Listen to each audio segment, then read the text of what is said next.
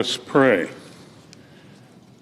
Our Lord and our God, as the waters fill the sea, fill our nation with people who know and love you.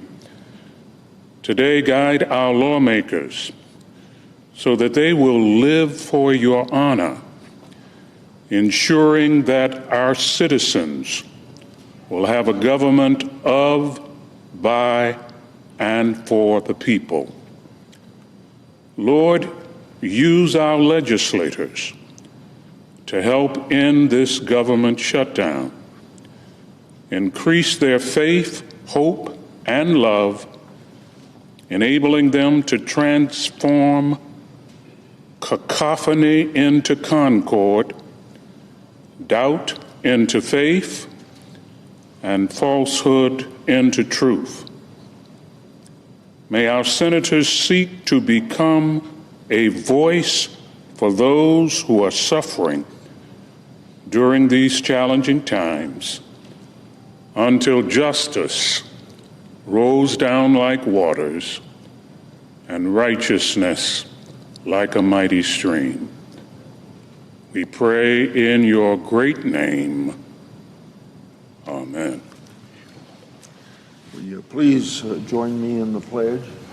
I pledge allegiance to the flag of the United States of America and to the republic for which it stands, one nation, under God, indivisible, with liberty and justice for all.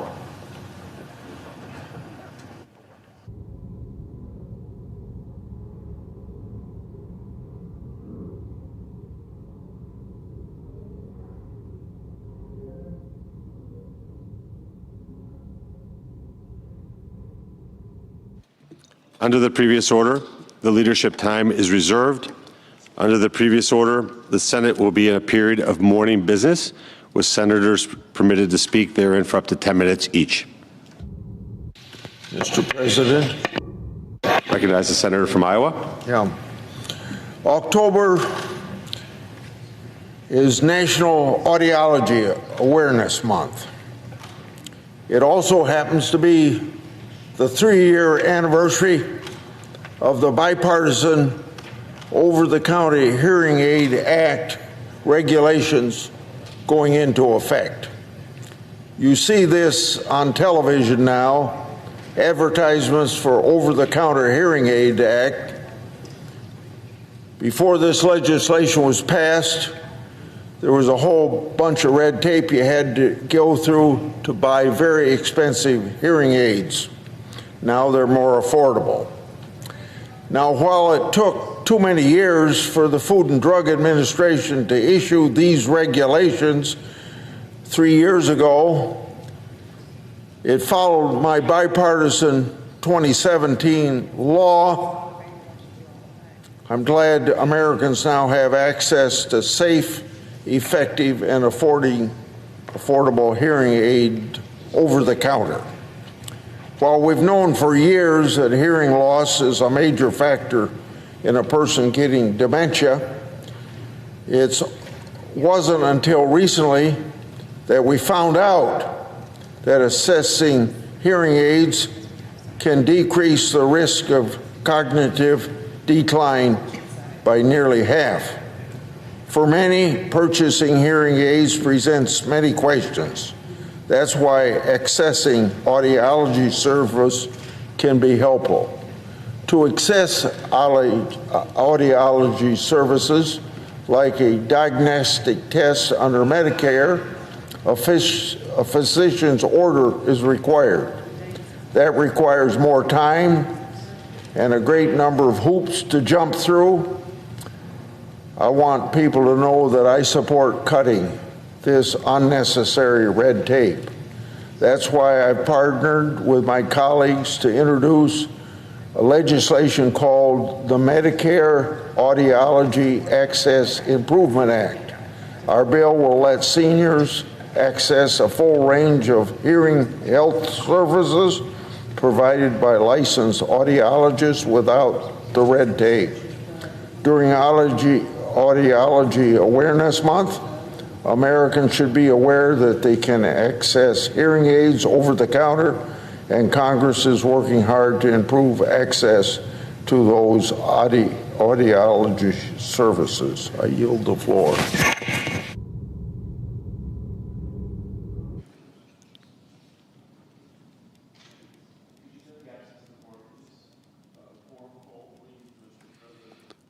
The clerk will call the roll. Ms. Alsobrooks.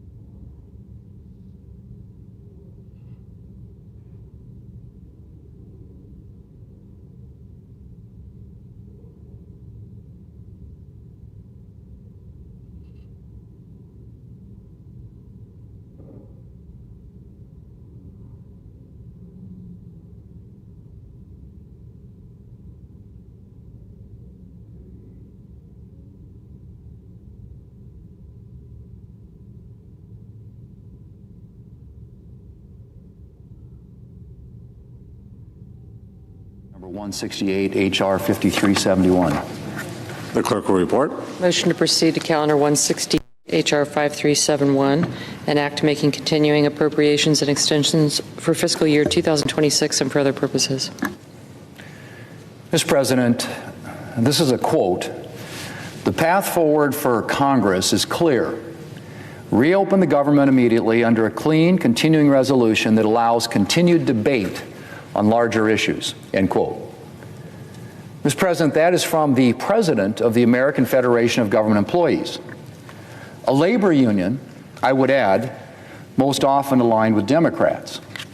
But this is what AFGE's president says, and I quote, "It's time to pass a clean, continuing resolution and end this shutdown today," end quote.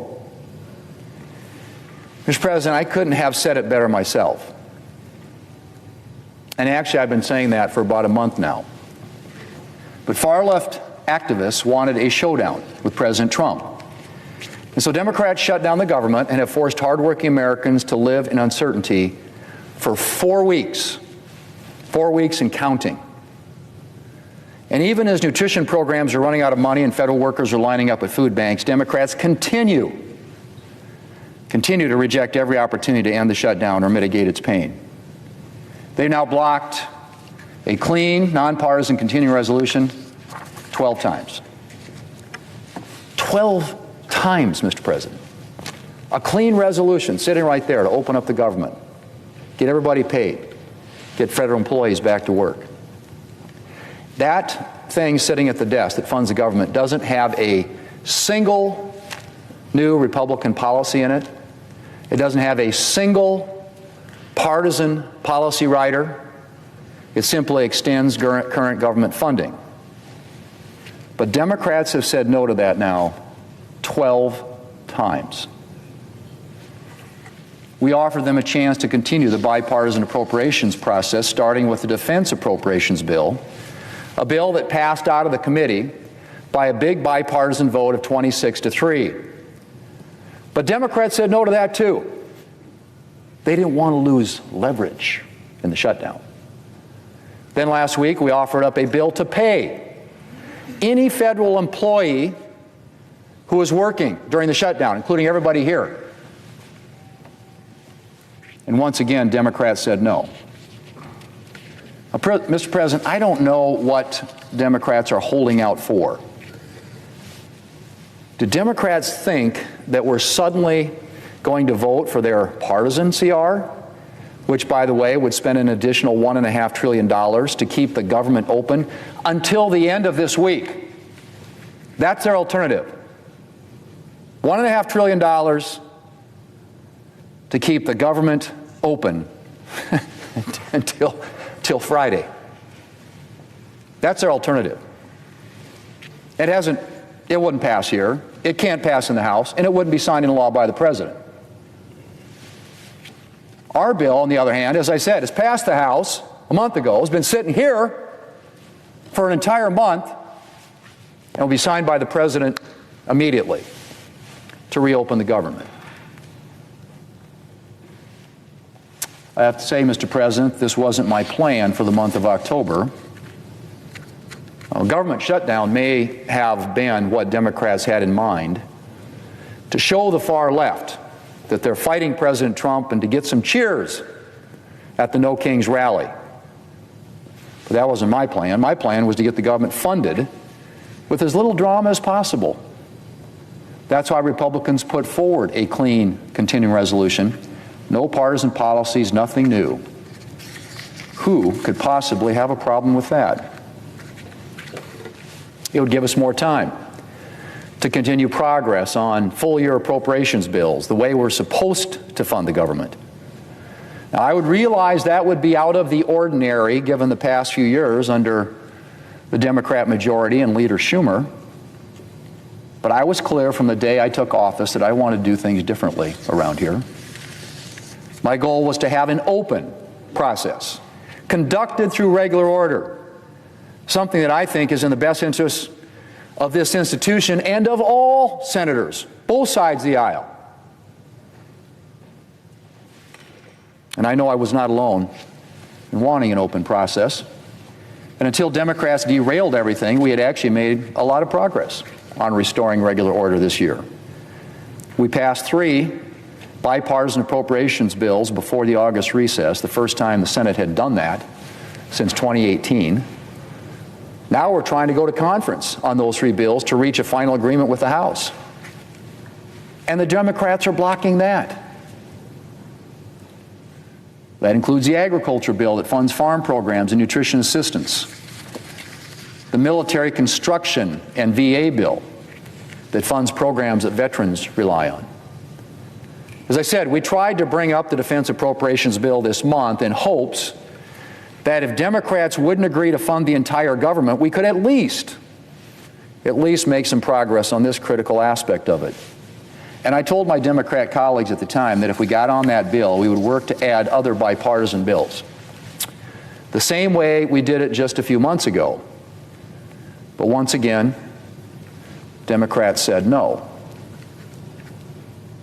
No to funding programs that they claim they support. No to an open process. No to bipartisanship. Mr. President, time and again we've heard the Democrat leader lecture about bipartisanship.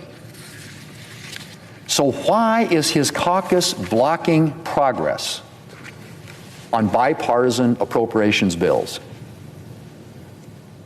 Why are Democrats blocking bills that they helped write in the Appropriations Committee, where these bills are passing with overwhelming bipartisan margins, as I said, 26-3?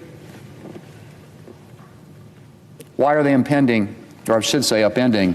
a bipartisan process that benefits all senators on both sides of the aisle? The senior senator from Hawaii said recently, and I quote, "We still have hope for the appropriations process. There's a bipartisan desire to get something done and avoid a full-year continuing resolution," end quote.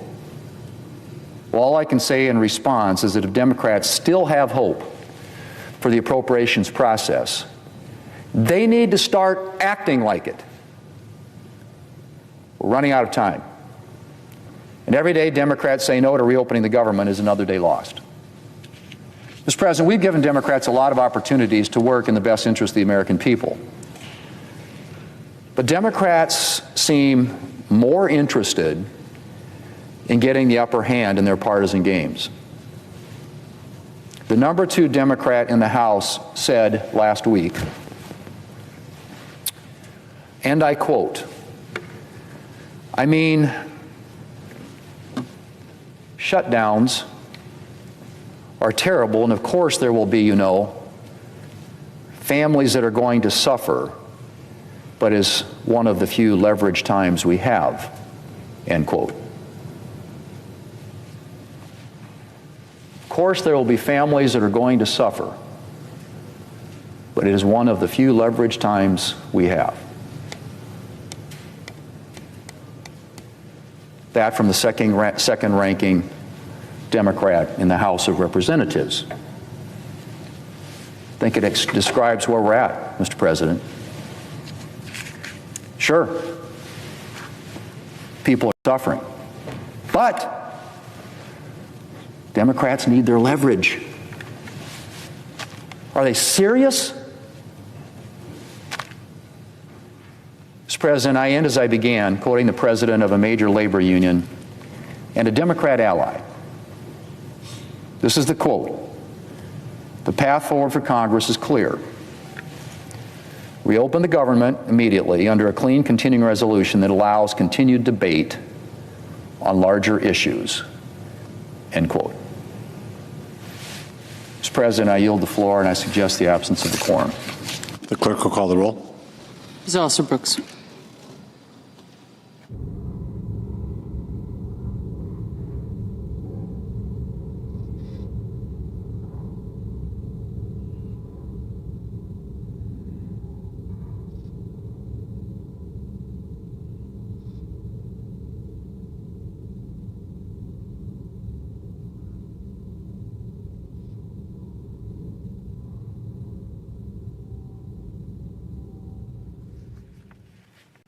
Mr. President.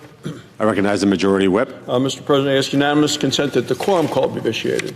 Without objection. Mr. President, I ask unanimous consent to waive the mandatory quorum calls with respect to the cloture on the Pratt and the LaCour Jr. nominations. Without objection. Thank you, Mr. President. Mr. President, today marks day 28 of the Schumer shutdown of the United States government. Democrats continue to block a clean, continuing resolution that would reopen the government. For them, it's a big game. And for the American people, they continue to suffer. So listen to their own words. Listen to what Senator Schumer has said. He gloated to the press. He said, "Every day gets better for us." I got to wonder who the us is, because it's not the American people.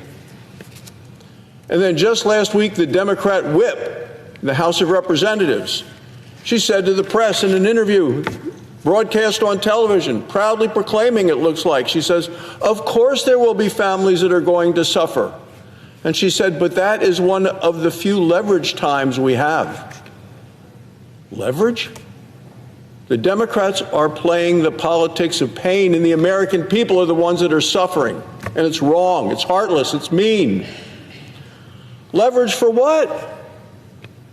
Taxpayer giveaways of health care funded by the taxpayers to illegal immigrants who stormed into this country in the last administration? Is that why they're shutting down the government? Leverage for that? Leverage for $1.5 trillion in new spending? Leverage so they can eliminate the one thing that we passed this summer to help our rural hospitals, $50 billion for rural hospitals, remote hospitals like those that we have all across the country. They want to get rid of that. Leverage for that. Leverage that they continue to suck up to the far left radical wing of their party they're trying to impress. That's not good for our country. Mr. President, it's not good for health care. It's not good for anything. I'm a doctor, practiced medicine in Wyoming for 24 years, and look, I want Americans to have high-quality, affordable health care. That's what we want for the American citizens. But right now, that's impossible because American health care is broken. The Democrats broke it. They broke it when they passed Obamacare. The day they passed Obamacare, they broke health care in America. And a headline in the Sunday New York Times proves the point. First three words, Obamacare is pricey. That's what they've done. They said, oh, we want to lower the cost of care. They didn't. They misnamed it, as put the word affordable. There's nothing affordable about it. Obamacare has been pricey from the beginning, and it's getting worse. The Washington Post editorial page agrees. They wrote recently, quote, the real problem is that the Affordable Care Act was never actually affordable. That's the Washington Post. They're right. Obamacare is a failed program. It's failed financially. Democrats created it, and they continue to defend the failure today. Democrats tried to prop up Obamacare with very juicy subsidies to try to hold down out-of-pocket costs. Then when Joe Biden became president, Democrats added Biden COVID bonus payments on top of all the subsidies. These payments are an admission that Obamacare's flaws have only gotten worse. Democrats voted twice to make these Biden COVID bonus payments temporary. The first was scheduled to end in 2022. But they were noting that Obamacare was still failing miserably, so they extended the payments again, and they extended them to the end of this year. Democrats set the expiration date. Democrats created the cliff. Democrats created what they're now referring to as a crisis. Remember, Democrats created Obamacare, and they created these Biden COVID bonus payments, and they did it without a single Republican vote. Not in the House, not in the Senate, not a single one.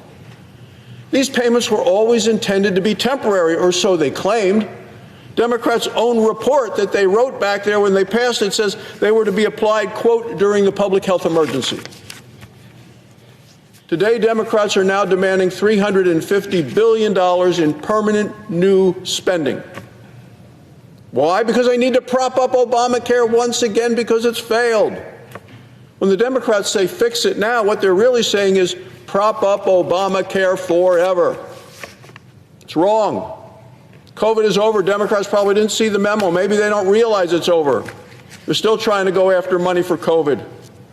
Look, even after the Biden bonus COVID payments expire, the federal government is still going to pay for 80% of the average Obamacare enrollee's premium because Obamacare is pricey. That's what the New York Times tells us. What is expiring now is this added cash that Democrats paid insurers during the pandemic. Money didn't go to private individuals, didn't go to the citizens, it went to the insurance companies. They won't tell you that either. These Biden COVID bonus payments are riddled with waste, fraud, abuse, and actual corruption. Democrats removed every income limit on the subsidies. No means testing whatsoever. And you hear Bernie Sanders come out to the floor and say, oh, we can't do this for millionaires or billionaires. They did it for millionaires and billionaires. Remove the upper limit. Anybody, sky's the limit. No matter how much money you make, no matter what's going on in your life, you get these bonus payments through COVID, through the Democrats, and they want to make it permanent. It's absolutely wrong. It's ridiculous. In 2024, 12 million people that they've enrolled in this program got insurance that they never used. And since the subsidies flow directly to the insurance company from the government, the insurers pocketed tens of billions of dollars even though the enrollees did not make a single claim. So how does that happen? Well, let me talk about some of the waste and some actual fraud and manipulation that's going on, because in 29 states of our 50, more people are claiming full benefits than are eligible for those benefits in the state. How can the Democrats have that to do with that for the last 4 years? That's what we're trying to take a look at and say, Mr. President, this is wrong. 6.4 million people under the Biden administration were improperly enrolled that year. $27 billion paid by hardworking taxpayers for all of these people who were improperly enrolled. At least 1.6 million people were doubly enrolled in both Medicaid and in Obamacare, which of course is not allowed. It's illegal. You can't do it. Democrats allowed it to happen because they don't care. They've never shown they care. It's all a political game for them. You heard it. You heard the whip in the House say, oh, no, this gives us leverage. You heard the minority leader here, Chuck Schumer, say every day gets better for them. Well, it doesn't get better for the American people. This isn't about making health care more affordable. This is a direct theft of taxpayer money. And it's all to prop up a program that they named after President Obama, Obamacare, and it's a program that never worked. Health care costs continue to go up. Obamacare failed to address that. And as even the New York Times said on Sunday, Obamacare is pricey. So what caused those prices to go up? Well, Democrats did, of course. When government pays any price, insurers can charge any price. It's exactly what's happening today. And now it's the American families who are paying their taxes who are paying the price. Republicans will not allow Democrats to paper over the inadequacies of Obamacare. We want to get to the root cause of the cost of high medical care. Democrats are protecting waste, fraud, abuse, and corruption. At the same time, federal workers are getting and going on unpaid. Enough is enough. Even liberal labor unions are fed up with the Democrats' politics of pain. And we've seen it. Finally, yesterday, the American Federation of Government Employees urged Democrats join Republicans, reopen the government. So what exactly did they say? They said both political parties have made their point, and then went on to say it is time to pass a clean continuing resolution and end the shutdown today. Not half measures, no gamesmanship. That's from the union that has for years and years and years supported Democrat candidates across the board. They're saying do what Republicans have been saying from the beginning, pass a clean continuing resolution. Remember, they did it 13 times when Joe Biden was president, and now they voted against it 13 times with Donald Trump in the White House. It's a big political game for the Democrats, and it's a dangerous game, and the American people are suffering. So are the Democrats going to listen to the union that represented and worked with the Democrats to get them elected in the first place?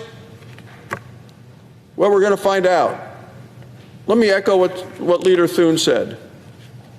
Republicans are happy to address Obamacare's many failures, but first we need to reopen the government. There's not going to be negotiations while the government is closed. We're not going to negotiate with hostage takers. We need to reopen the government and then talk about all the things that people want to talk about.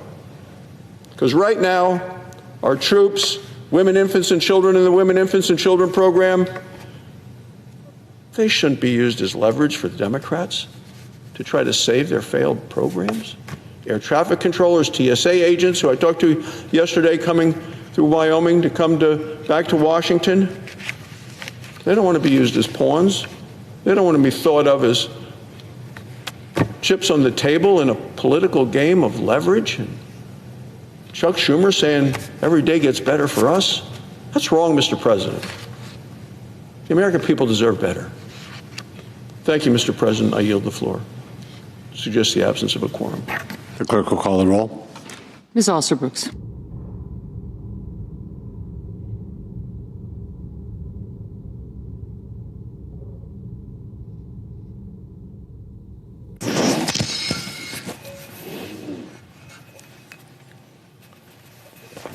Mr. President.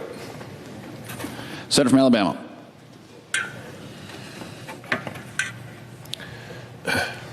Mr. President, I come to the floor today to talk about two bills I recently introduced to shut down Sharia law in this country.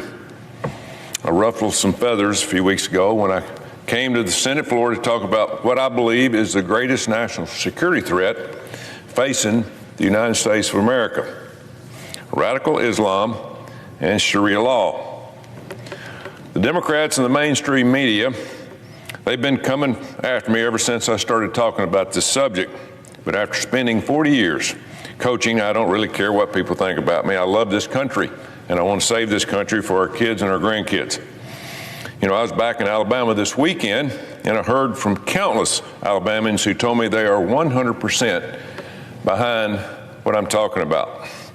At the end of the day, I work for the great people of Alabama and the great people of this country, not the pearl-clutching media that is out there hammering me every day. Speaking of Alabama, I'm proud that the Yellowhammer State banned Sharia law a long time ago. For too long, people have been afraid to call out radical Islam for what it is. Because if you dare to speak out, the left will come after you, your family, your reputation, and your job. They'll try to ruin your life just because they disagree with you. That's how they play the game. One of the radical left's go-to tactics is to accuse anyone who disagrees with them as being a racist, a bigot, or intolerant. They've tried that with me, calling me an Islamophobe for calling out the evils of Islam.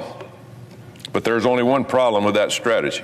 One, radical Islam isn't a race, it's an ideology. It's a choice. And I would argue it is a cult. So no, I'm not an Islamophobe. If you want to peacefully practice your religion, that's fine with me. That's what our Constitution gives you the right to do. Our Constitution gives you that right, and that's why we have millions of Christians, Jews, Mormons, Hindus, Buddhists, and peaceful Muslims who worship freely in this great country of ours called the United States of America. But if you come here, you are expected to assimilate to our country and our values. I recently saw a stat that absolutely shocked me. We have 42 million people in this country that are on food stamps. 42 million. You would think these people are just Americans who have fallen on hard times, which is who the program is for. But a disproportionate amount of these 42 million people are immigrants. 45% of Afghanistani immigrants are on food stamps. 42 of the Somalian immigrants are on food stamps. And 59% of all illegal aliens are collecting food stamps. 59%. So clearly, these people are not coming here and assimilating in our America way of life by working hard and taking care of your family. What an idea. They are coming here to mooch off the American taxpayer. It's wrong, and we need to call it out. But beyond the taxpayer concerns, this religion is also fundamentally incompatible with our Western values, so wake up, America. The Quran instructs Islamists to fight Jews and Christians, along with anyone else who doesn't believe in Allah. Simply put, radical Islam teaches that it is righteous to kill Christians. It's righteous. There's no peaceful coexistence with this type of people. None. Just look at the Middle East and North Africa, where Christians and Jews are being slaughtered by the thousand. Where's our media? Where are they at? More than 7,000 Christians have been slaughtered by radical Muslims in Nigeria so far this year. 7,000. That's 35 people that have been killed every day this year. Where's the mainstream media? How come they're not talking about that? Radical Islam demands complete obedience, complete, 100%, and will kill you if you dare to speak out against their beliefs and ideologies.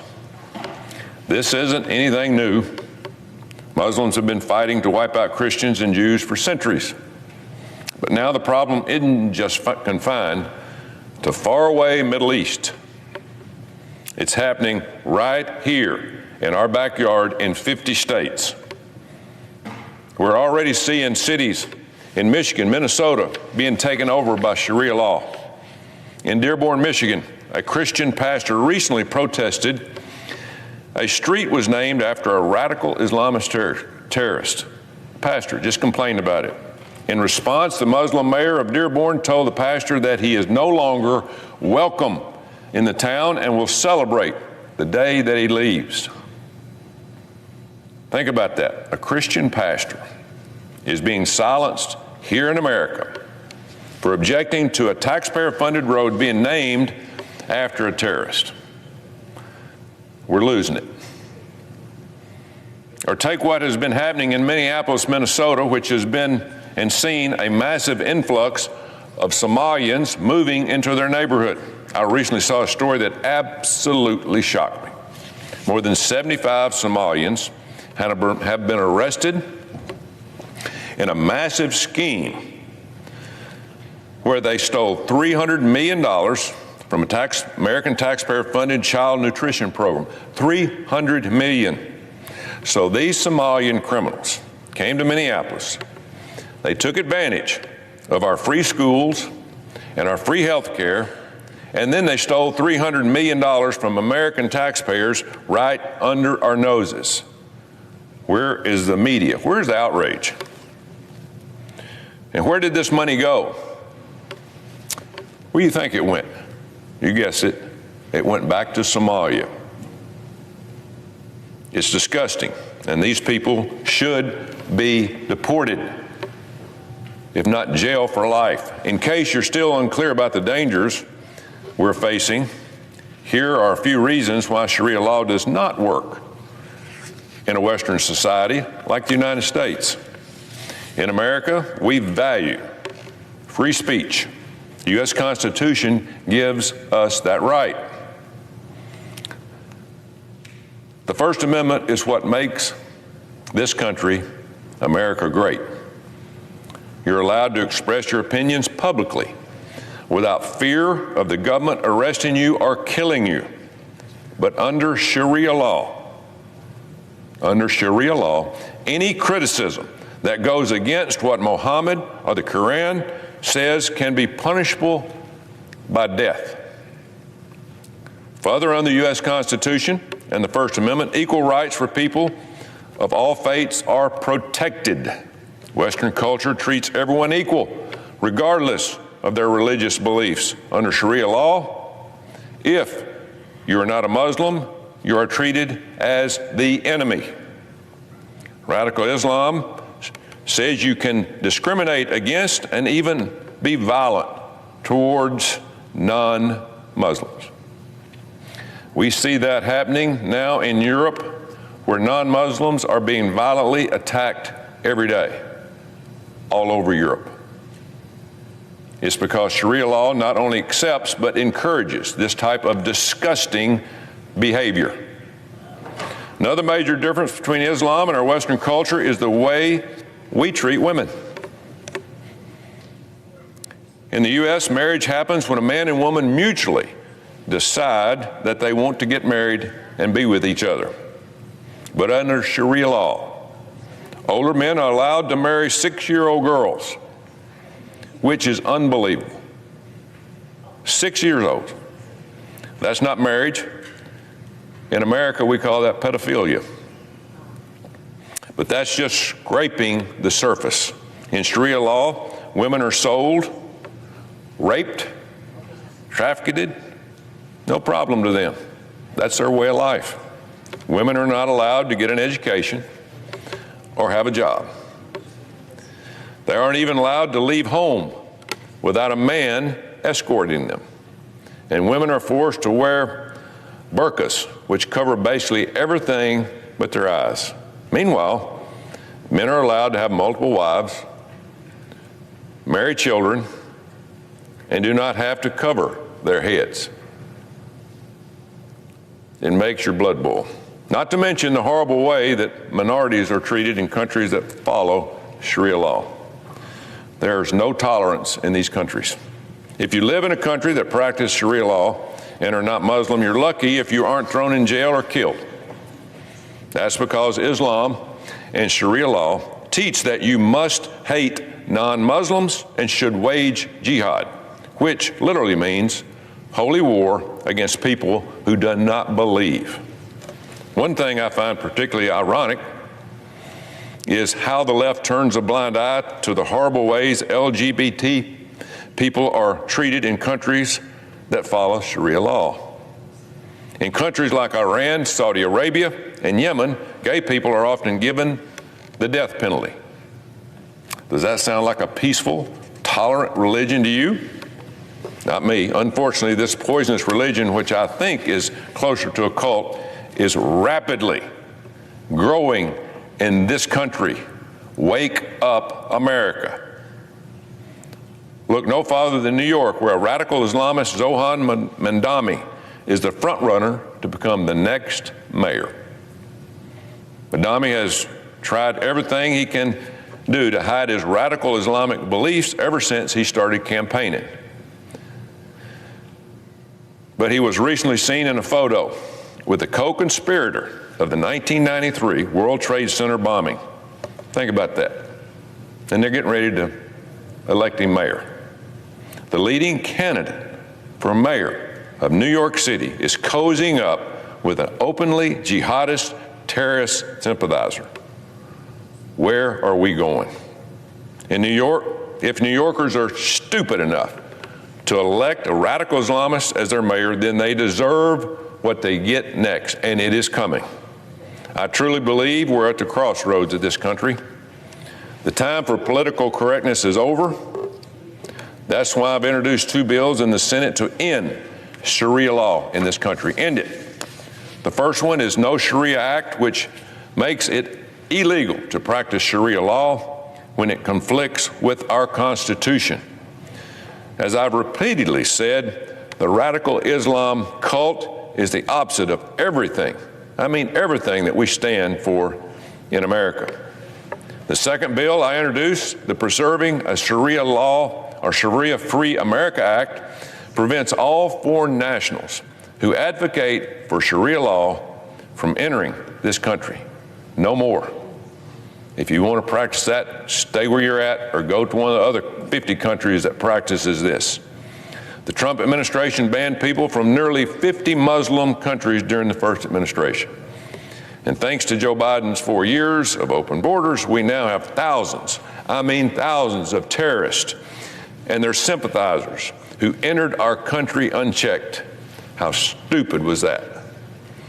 We have to shut off the spigot before it's too late. This is a major national security threat.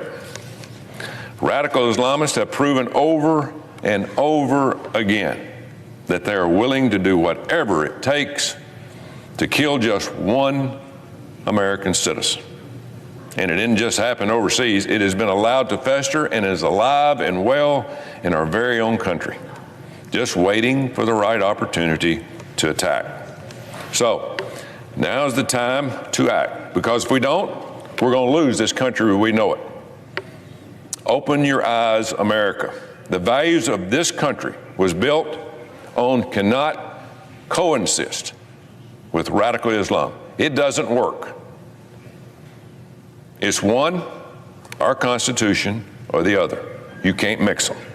This isn't a Republican or Democrat issue. This is an American issue. Just look at Europe. We are headed down the same dark path as what Europe's going through now if we don't wake up. We need to permanently shut down Sharia law in this country before it's too late. Wake up, America. Mr. President, I yield the floor.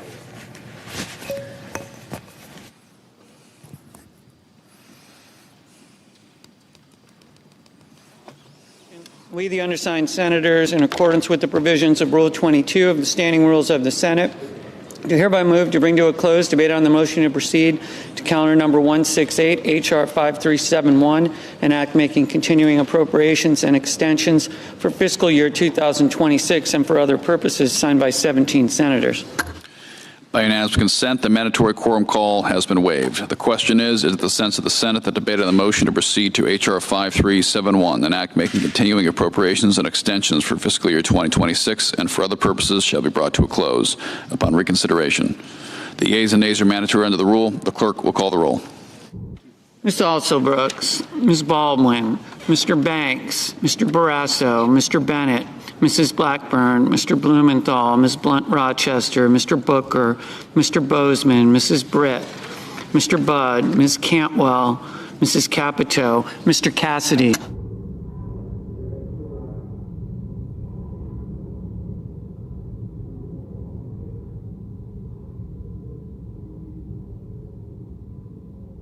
Ms. Collins.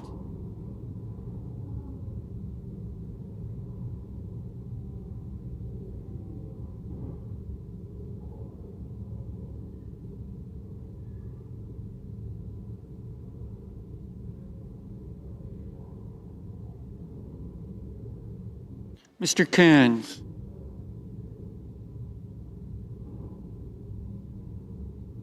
Mr. Cornyn.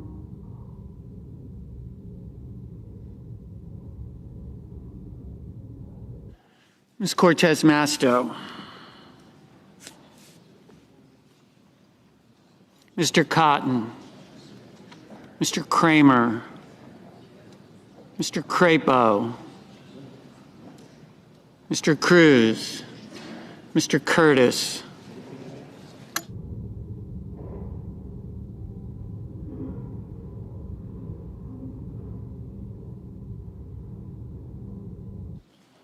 Mr. Daines. Ms. Duckworth. Mr. Durbin.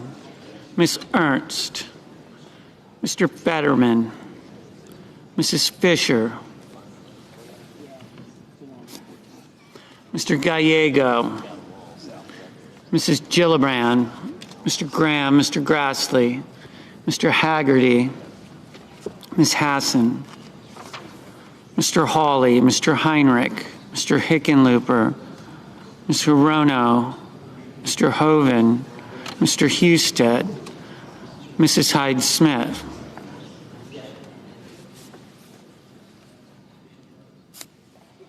Mr. Johnson, Mr. Justice, Mr. Kane, Mr. Kelly, Mr. Kennedy, Mr. Kim, Mr. King, Ms. Klobuchar.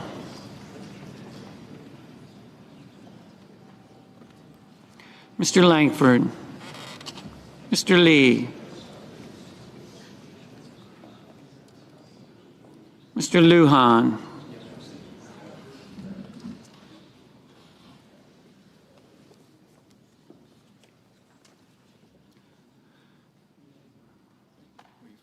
Ms. Lummis, Mr. Markey, Mr. Marshall, Mr. McConnell, Mr. McCormick, Mr. Merkley, Mrs. Moody, Mr. Moran, Mr. Moreno, Mr. Mullen, Ms. Murkowski, Mr. Murphy, Mrs. Murray.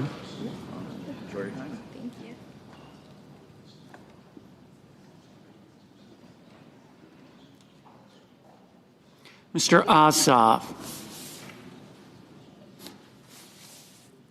Mr. Padilla,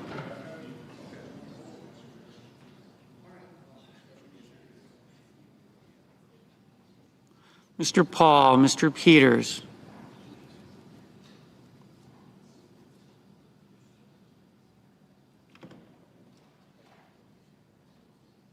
Mr. Reed, Mr. Ricketts, Mr. Risch,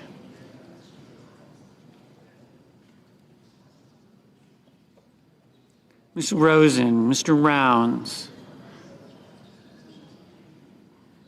Mr. Sanders, Mr. Schatz, Mr. Schiff, Mr. Schmidt, Mr. Schumer, Mr. Scott of Florida, Mr. Scott of South Carolina, Mrs. Shaheen, Mr. Sheehy, Ms. Slotkin, Ms. Smith, Mr. Sullivan,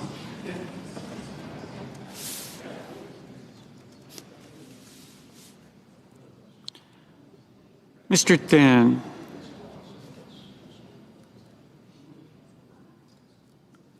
Mr. Tillis, Mr. Tuberville, Mr. Van Hollen, Mr. Warner, Mr. Warnock, Ms. Warren, Mr. Welch, Mr. Whitehouse, Mr. Wicker, Mr. Wyden, Mr. Young.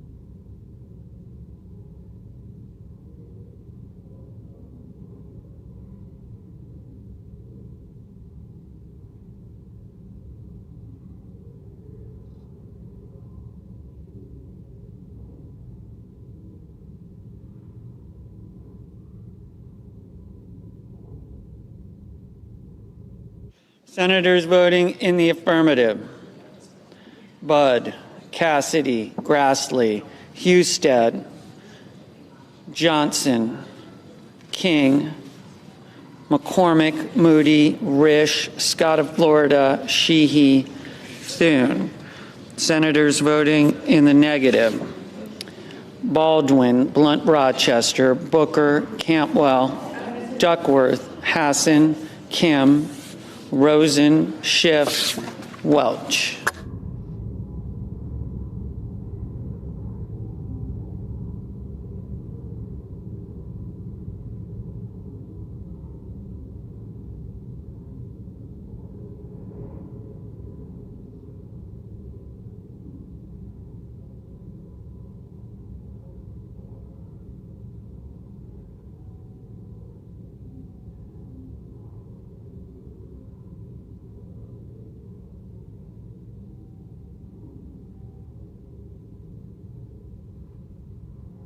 Mrs. Murray, no.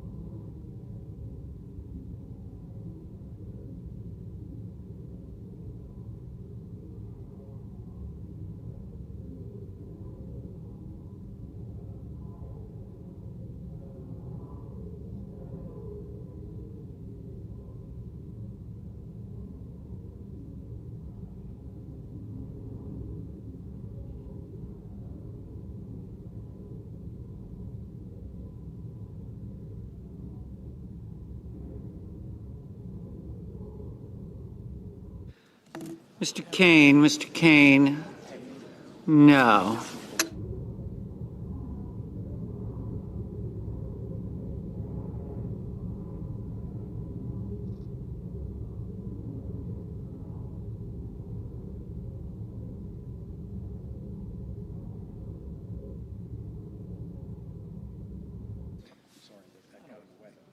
Mr. Barrasso, aye.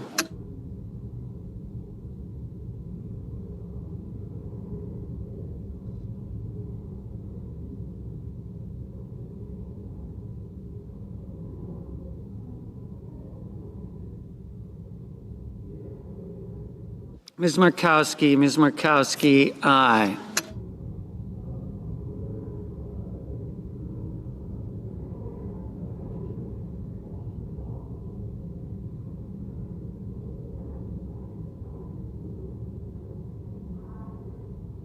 Mrs. Blackburn, aye.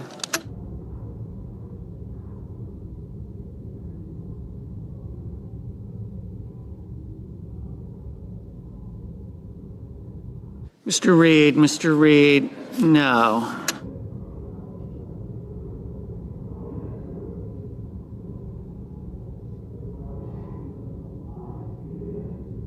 Mr. Wicker, aye.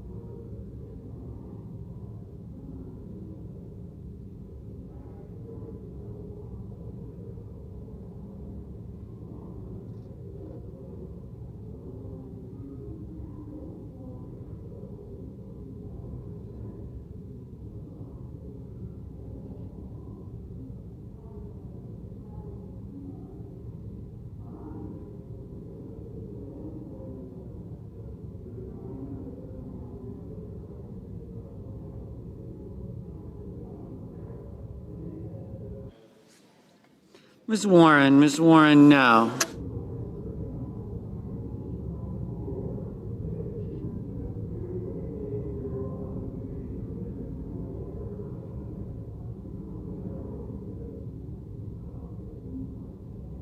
Mr. Daines, aye.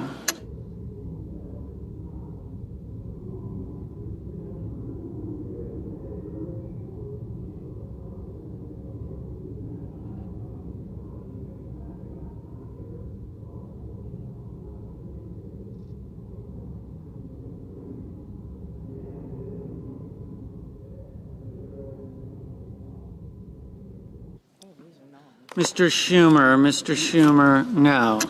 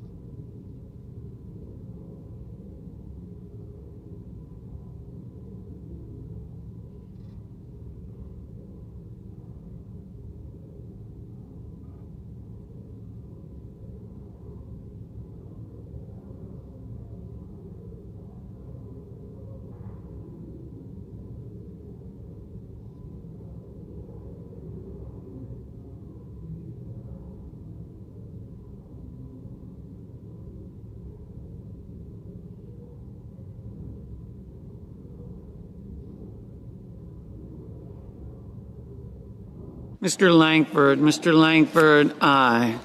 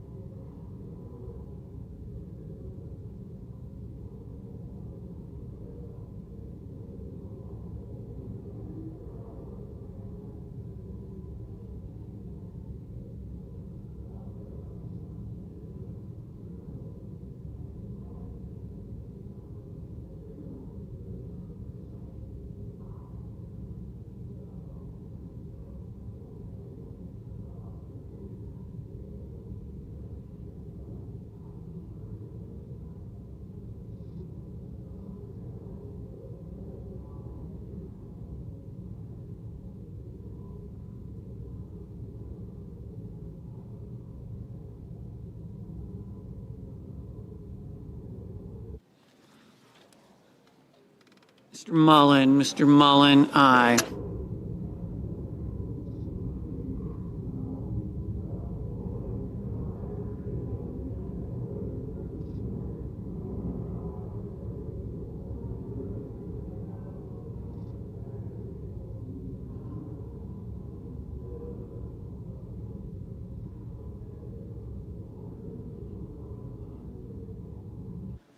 Mr. Warner, no.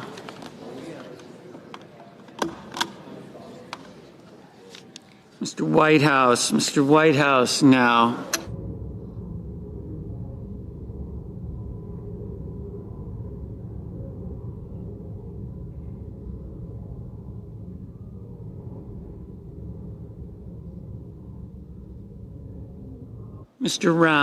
Mr. Rounds, aye. Mr. Marshall, aye.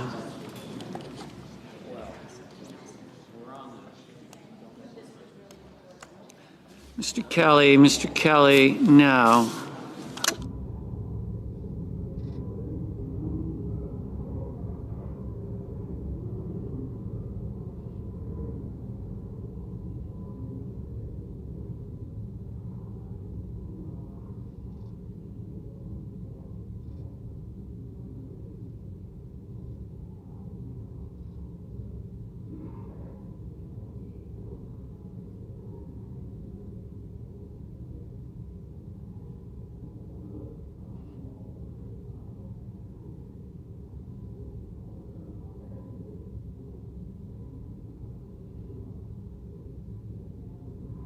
Mrs. Hyde Smith, aye. Mr. Graham, aye. Mr. Ricketts, aye.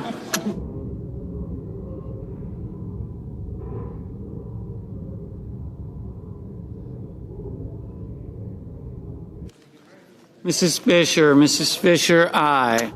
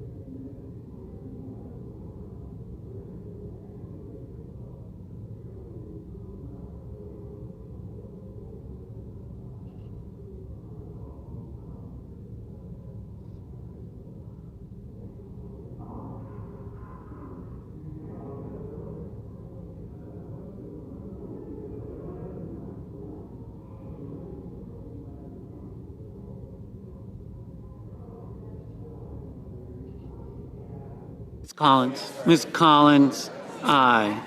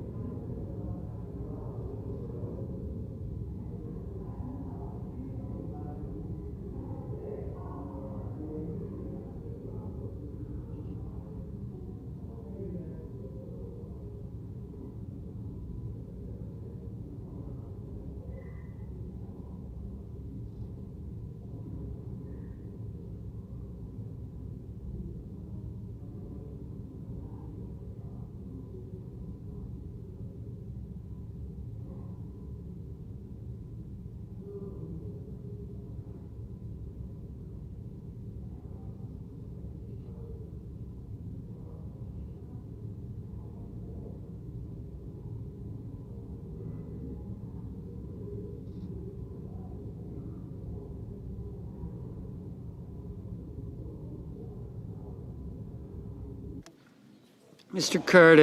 Curtis, aye.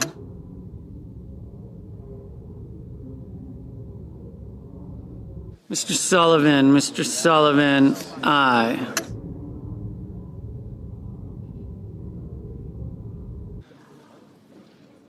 Mr. Durbin, no.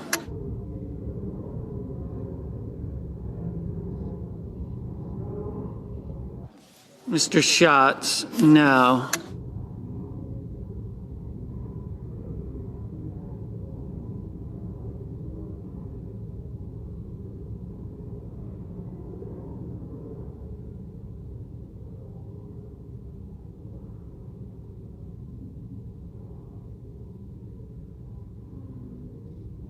Mrs. Brett, aye.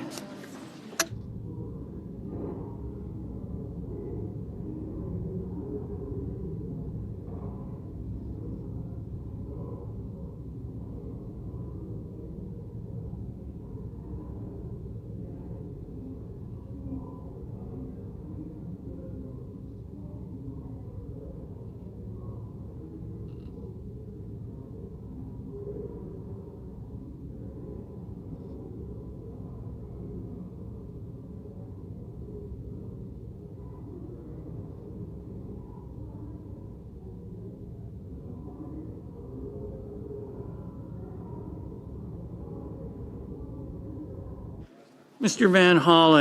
Van Hollen, no.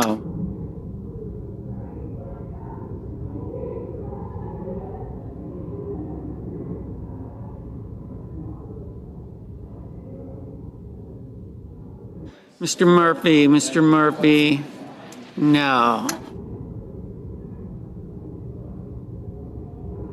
Ms. Klobuchar, no.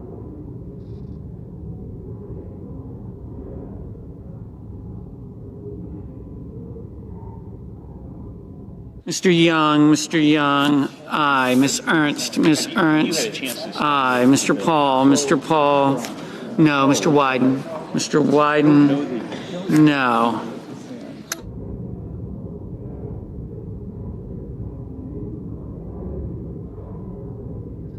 Mr. Hoven, aye.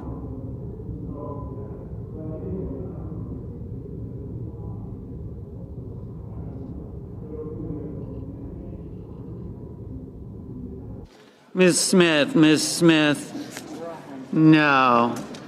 Mr. Merkley, no.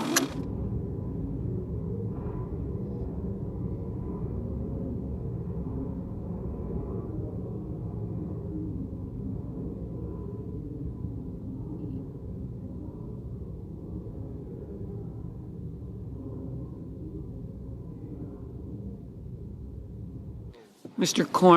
Cornyn, aye.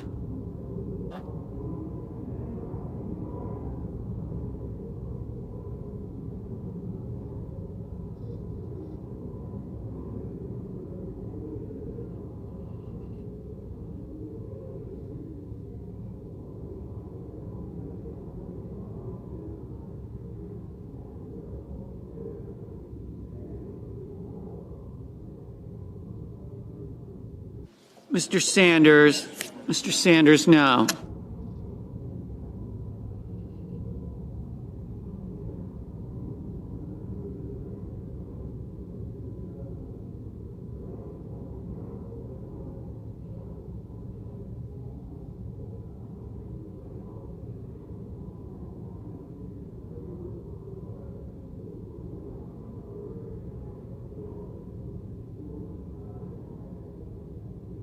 Mrs. Gillibrand, no. Mr. Hawley, aye. Mr. Bennett, no. Mr. Blumenthal, no. Mr. Cotton, aye. Mr. Warnock, no. Mr. Padilla, no.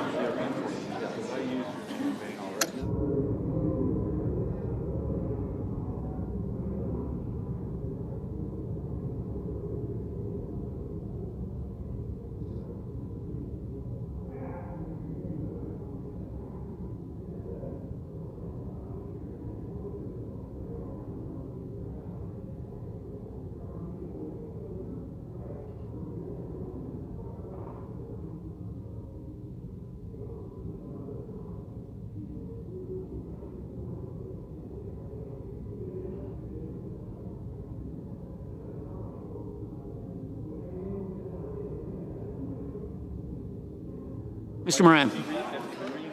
Mr. Moran, aye.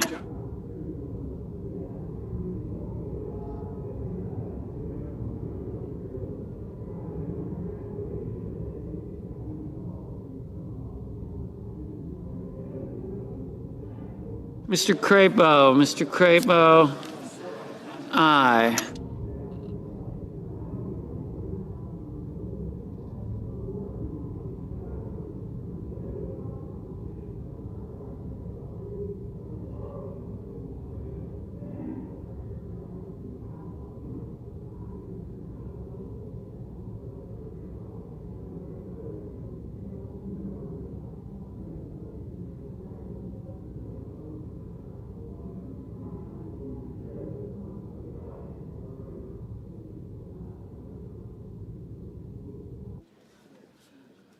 Mr. Tuberville, aye.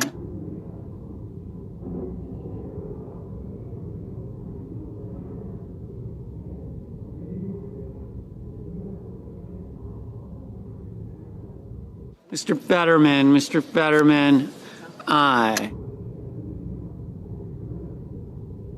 Mr. Haggerty, aye.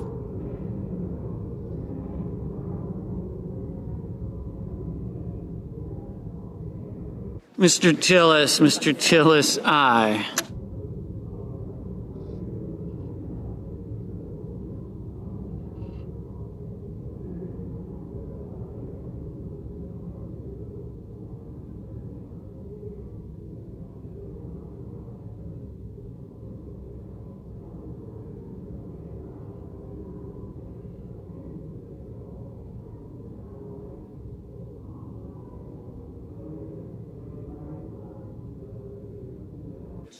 Mr. Coons, no. Mr. Peters, no. Mr. Markey, no.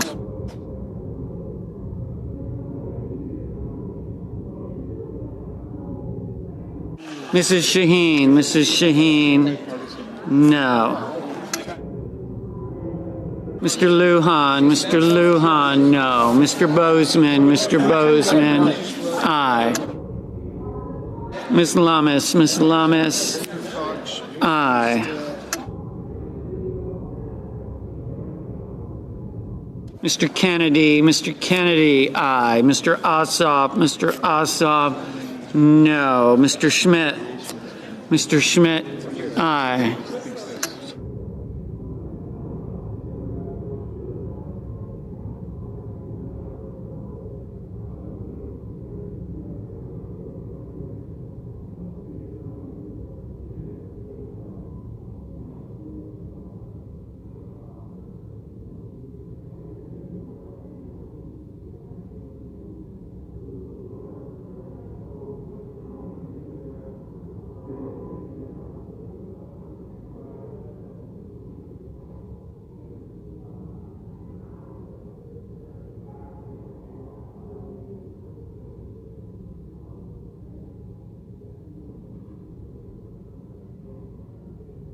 Mrs. Capito,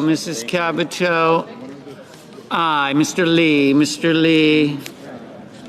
aye.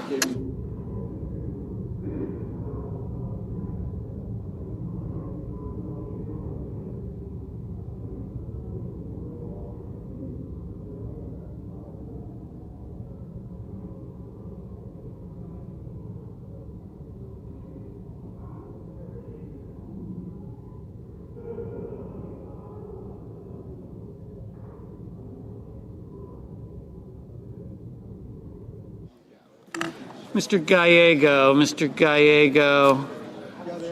no. Mr. Hickenlooper, no.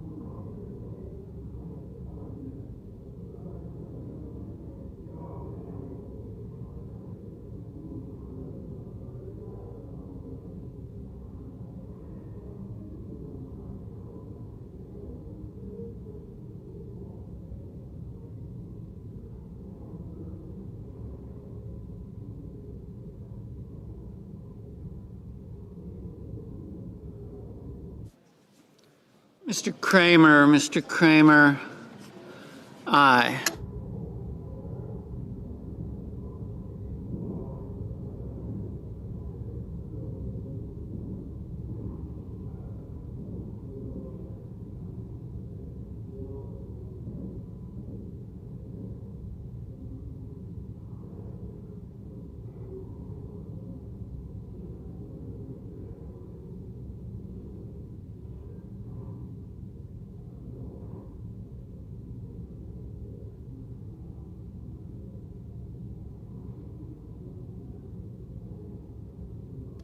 Ms. Slotkin, no.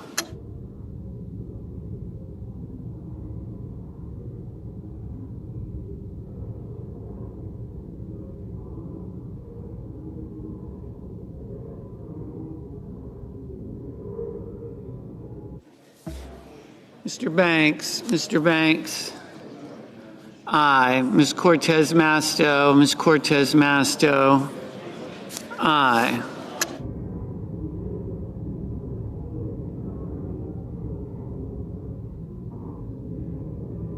Mr. Scott of South Carolina, aye.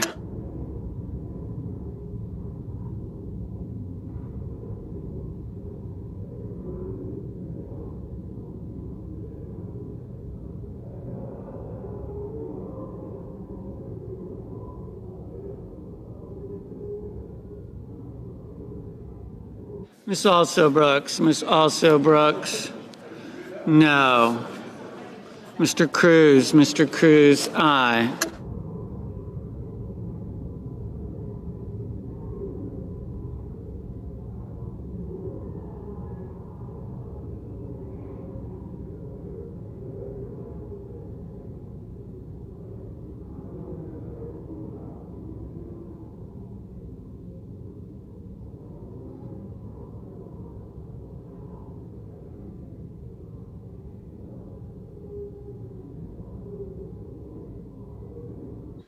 Ms. Hirono, no.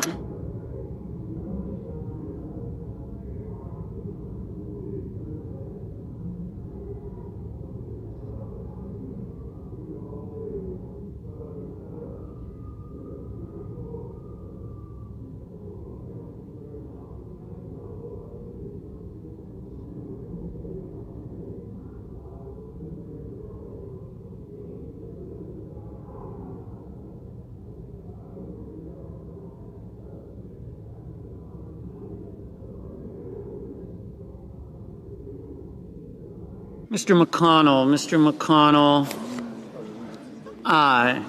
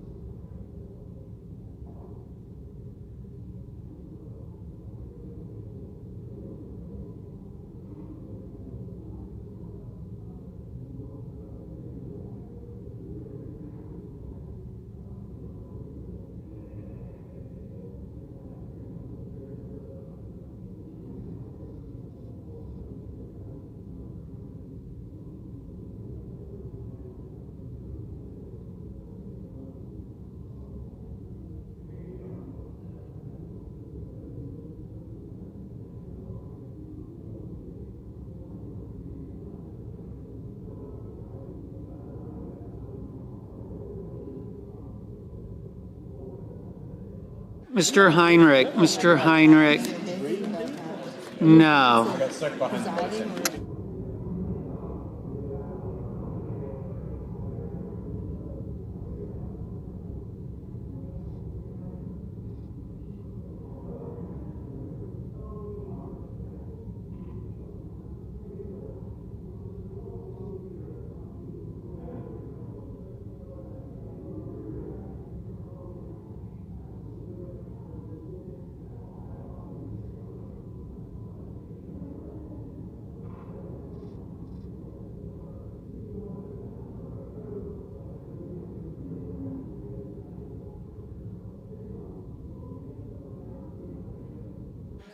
Mr.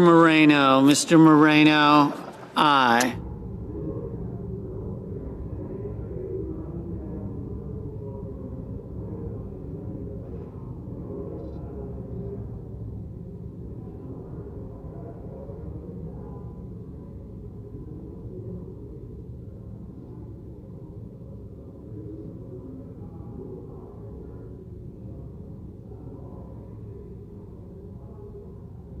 Can you come back?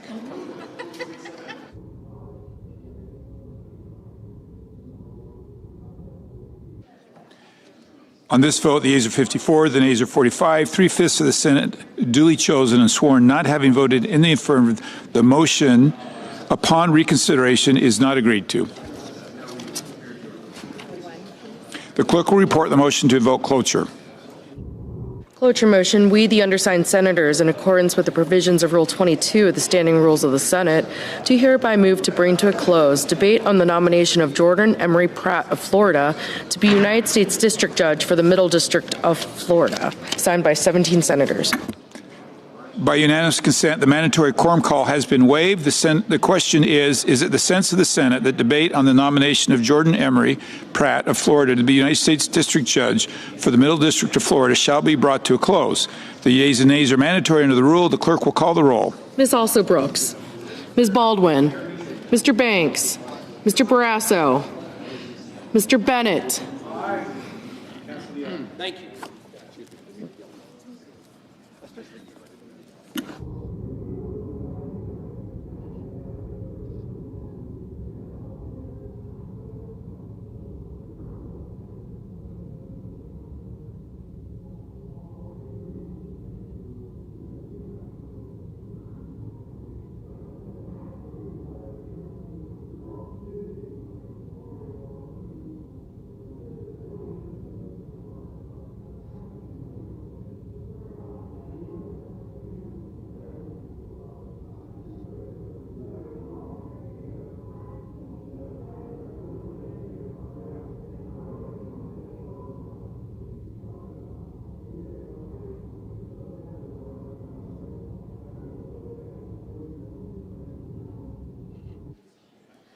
Mrs. Blackburn, Mr. Blumenthal, Ms. Blunt-Rochester, Mr. Booker, Mr. Bozeman, Mrs. Britt, Mr. Budd, Ms. Cantwell, Mrs. Capito, Mr. Cassidy,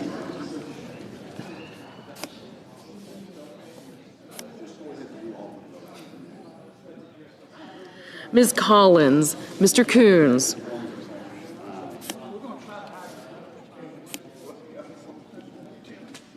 Mr. Cornyn, Ms. Cortez Masto, Mr. Cotton,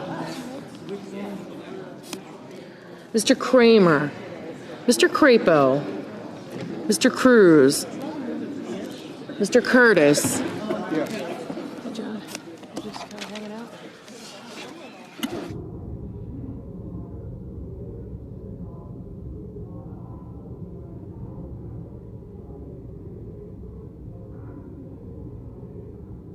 Mr. Daines, Ms. Duckworth, Mr. Durbin, Ms. Ernst, Mr. Fetterman, Mrs. Fisher,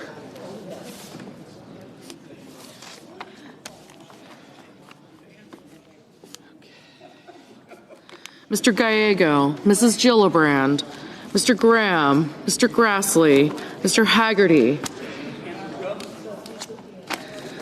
Ms. Hassan, Mr. Hawley, Mr. Heinrich, Mr. Hickenlooper, Ms. Hirono, Mr. Hoven, Mr. Husted, Mrs. Hyde-Smith, Mr. Johnson, Mr. Justice, Mr. Kane, Mr. Kelly, Mr. Kennedy, Mr. Kim. Thank you, Gail.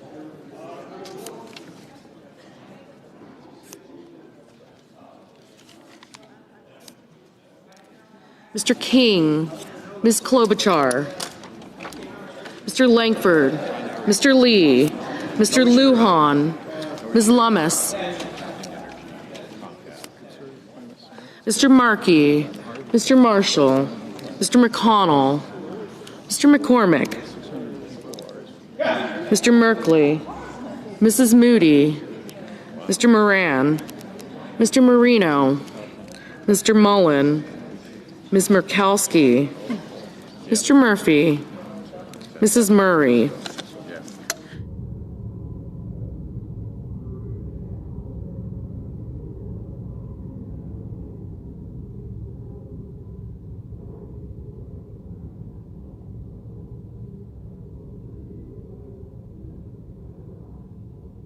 Mrs. Murray, Mr. Ossoff, Mr. Padilla, Mr. Paul, Mr. Peters, Mr. Reed, Mr. Ricketts, Mr. Risch,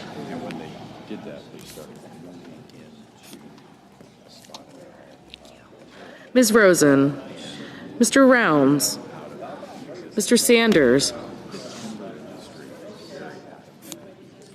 Mr. Schatz, Mr. Schiff, Mr. Schmidt, Mr. Schumer, Mr. Scott of Florida, Mr. Scott of South Carolina, Mrs. Shaheen, Mr. Sheehy, Ms. Slotkin, Ms. Smith, Mr. Sullivan, Mr. Thune, Mr. Tillis, Mr. Tuberville, Mr. Van Hollen,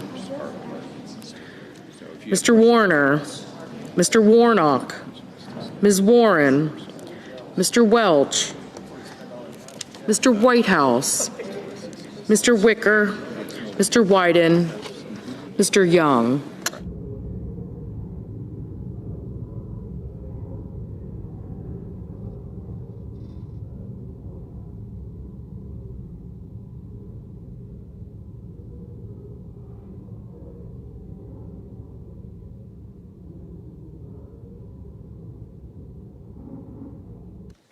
Senators voting in the affirmative: Barrasso, Cassidy, Cotton, Kramer, Crapo, Curtis, Daines, Graham, Haggerty, Kennedy, Lee, Marshall, Moody, Moran, Marino, Paul, Rounds, Schmidt, Scott of South Carolina, Tillis, and Wicker. Senators voting in the negative: also Brooks, Blunt Rochester, Coons, Duckworth, Fetterman, Heinrich, Hirono, King, Lujan, Padilla, Sanders, Schatz, and Slotkin.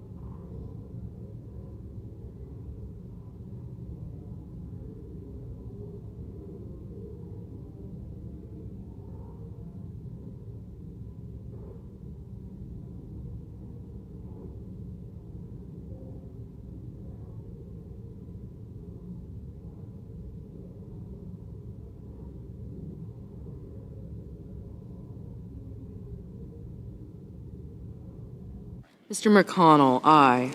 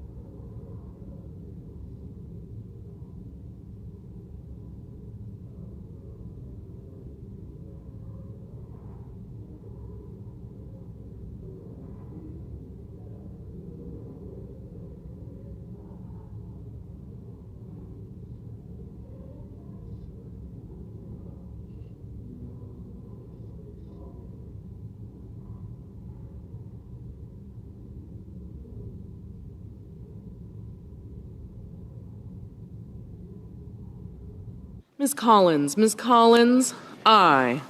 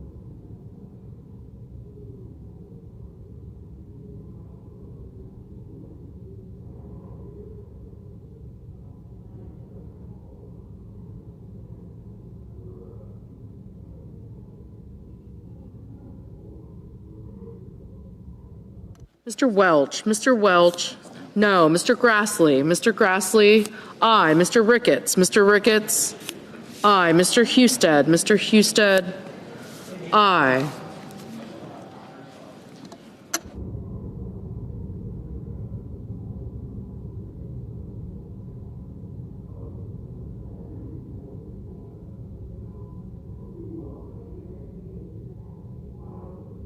Mr. Wyden, no.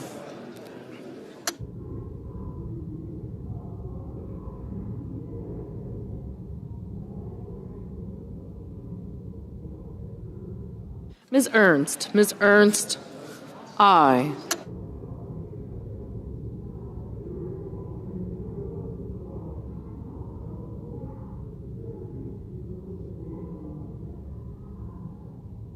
Ms. Klobuchar, no.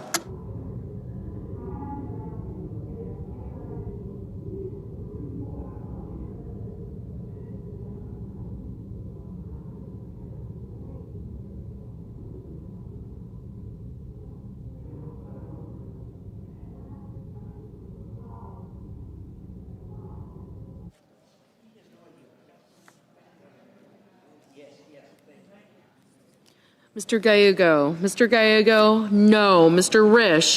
Risch, aye. Mr. Justice, aye.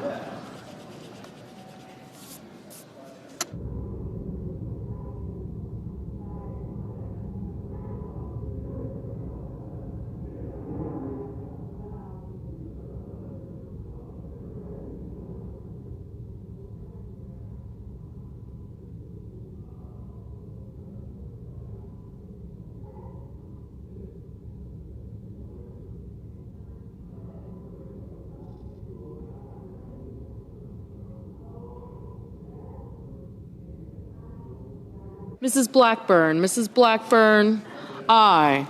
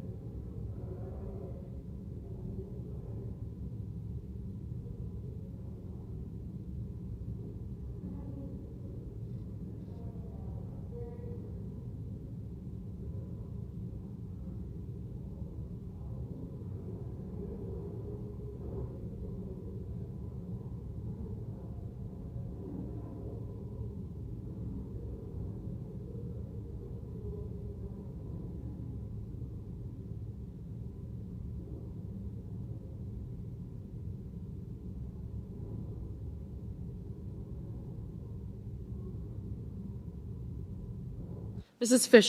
Fisher, aye.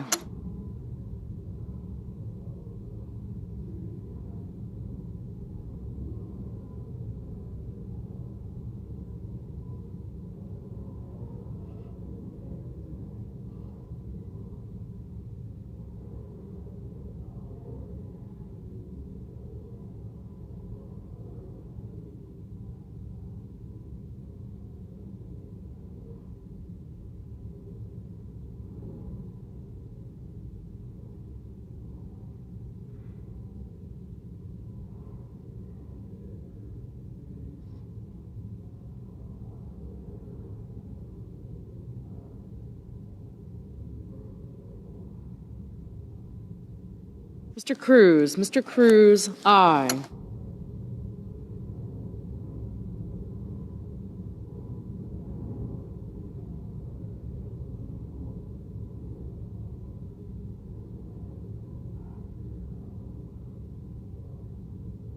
Ms. Rosen, no. Ms. Lummis, aye.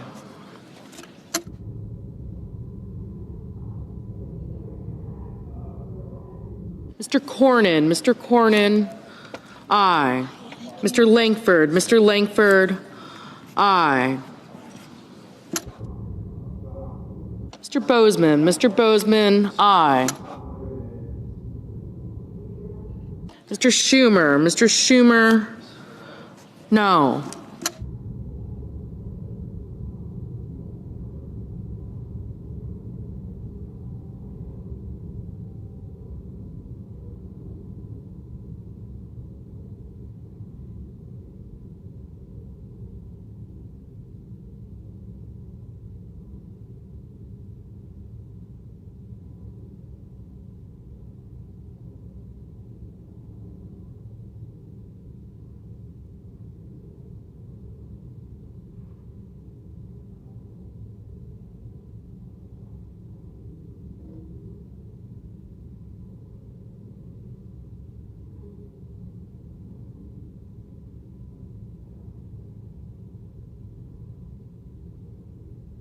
Mr. Kim. Mr. Kim, no.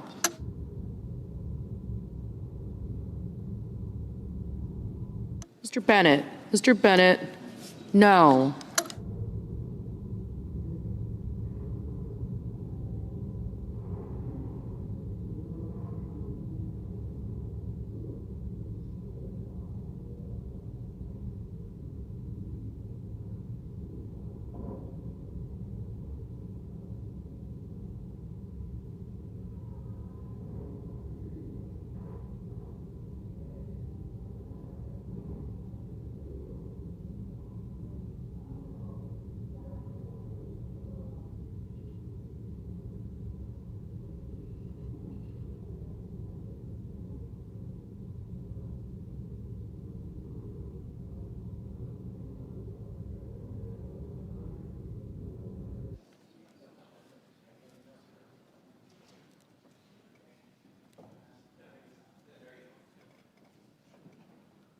Mr. Mullen. Mr. Mullen, aye. Mr. Tuberville. Mr. Tuberville, aye.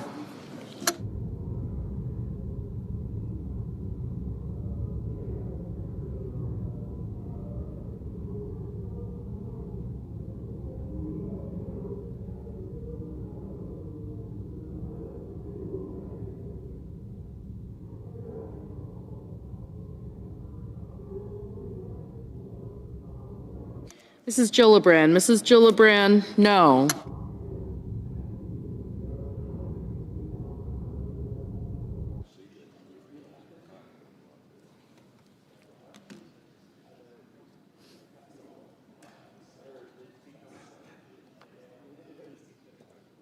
Mr. Thune. Mr. Thune, aye.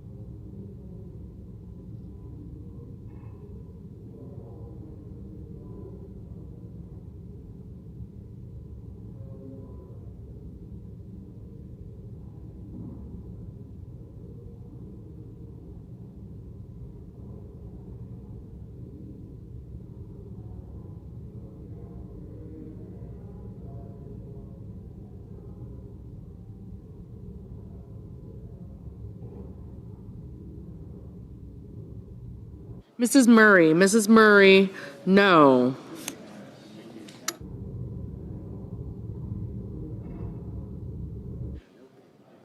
Mr. Markey. Mr. Markey, no. Mr. Ossoff. Mr. Ossoff, no.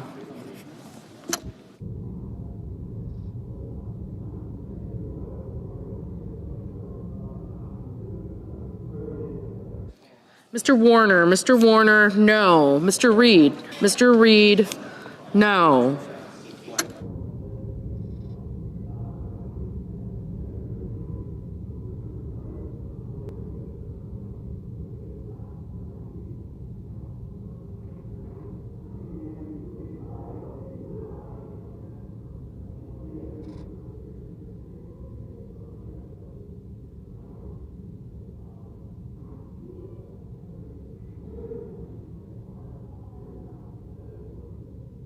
Mr. Merkley. Mr. Merkley, no.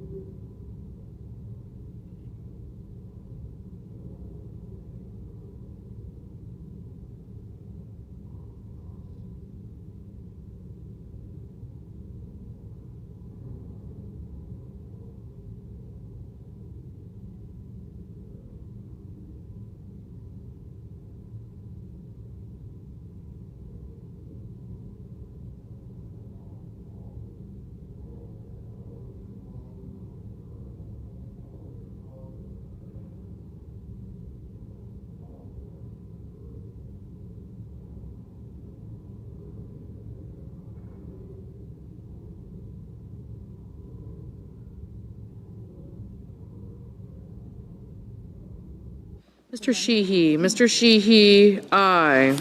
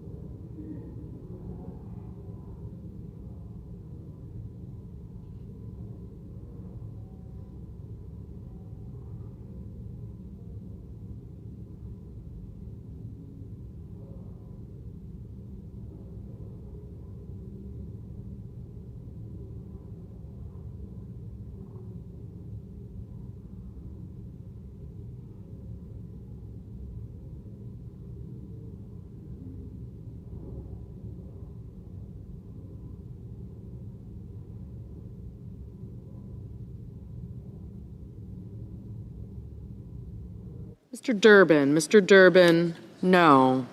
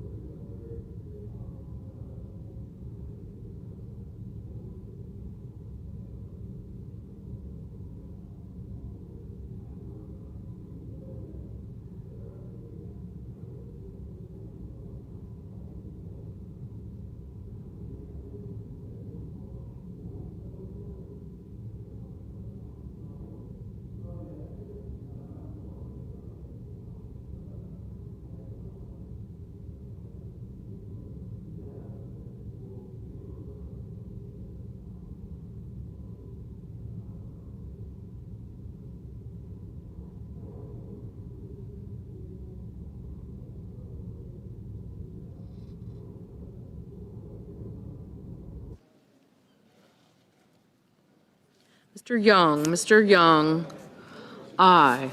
Mrs. Hyde-Smith. Mrs. Hyde-Smith, aye.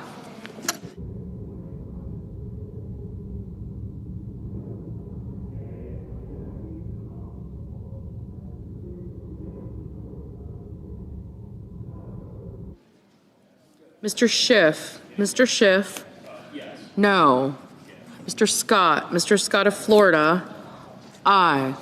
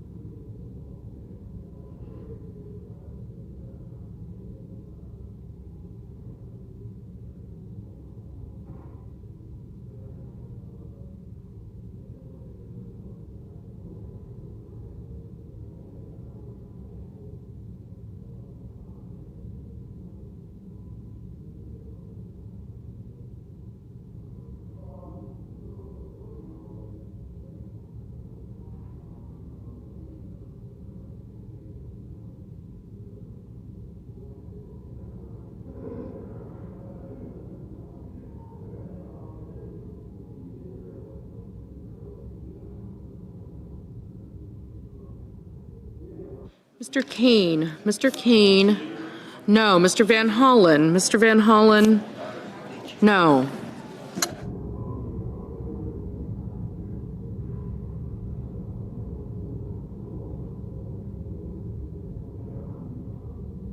Ms. Smith. Ms. Smith, no. Mr. Johnson. Mr. Johnson, aye. Mr. Peters. Mr. Peters, no. Ms. Baldwin. Ms. Baldwin, no.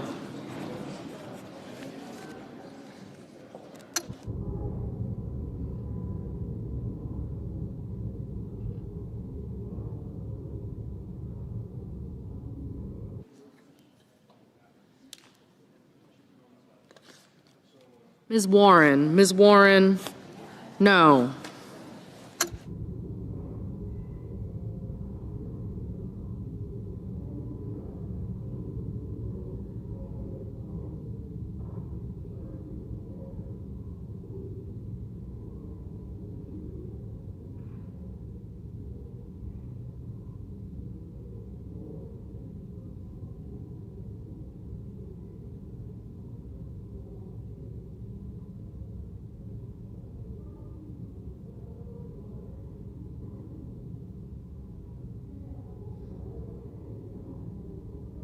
Mrs. Capito. Mrs. Capito, aye. Ms. Cantwell. Ms. Cantwell, no.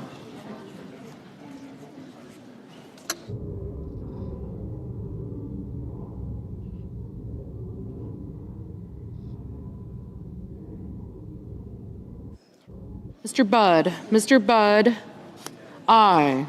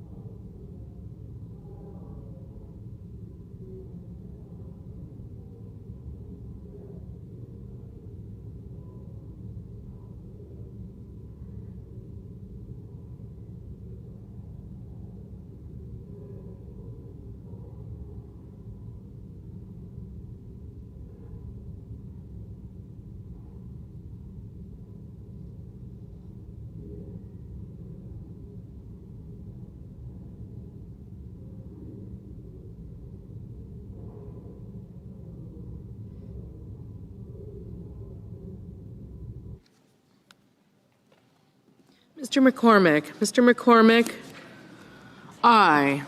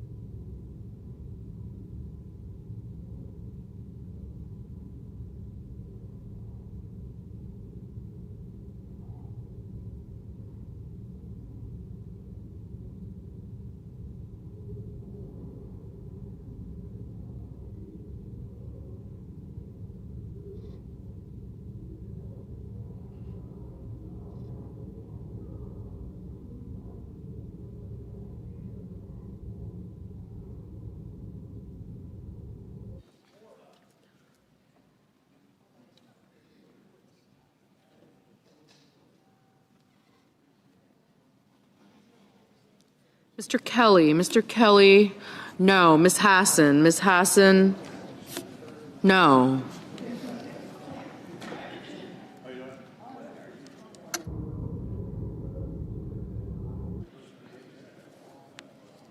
Mr. Sullivan. Mr. Sullivan, aye. Mr. Hickenlooper. Mr. Hickenlooper, no.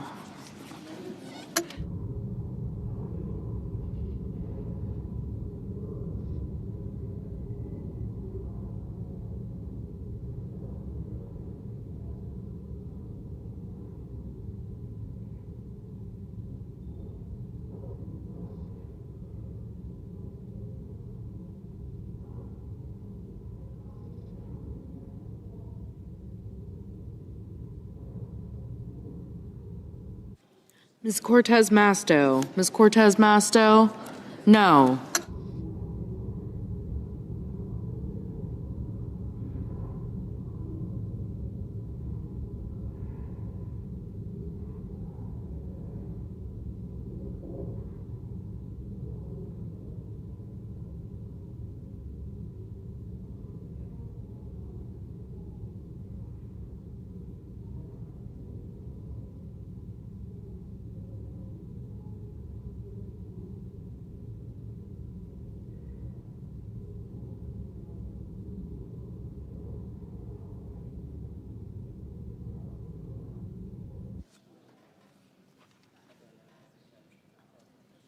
Mrs. Shaheen. Mrs. Shaheen, no.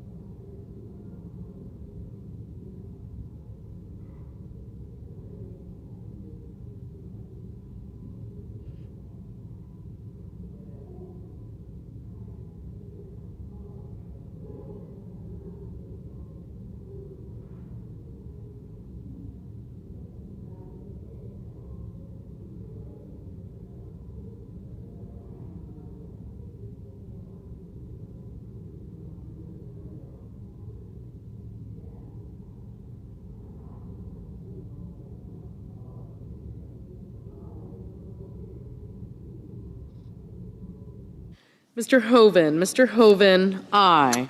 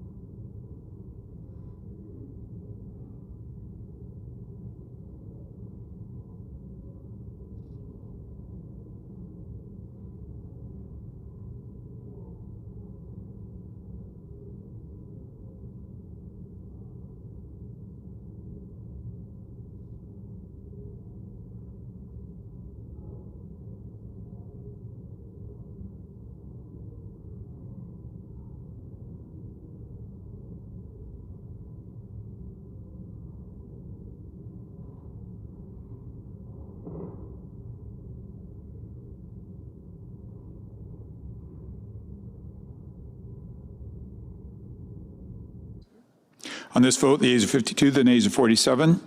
The motion is agreed to. The clerk will report the nomination. Nomination, the Judiciary, Jordan Emery Pratt of Florida to be United States District Judge for the Middle District. Under the previous order, the Senate stands in recess until 2:15 p.m. Thank you so much. Go get them. Corn in the market. December Yellow.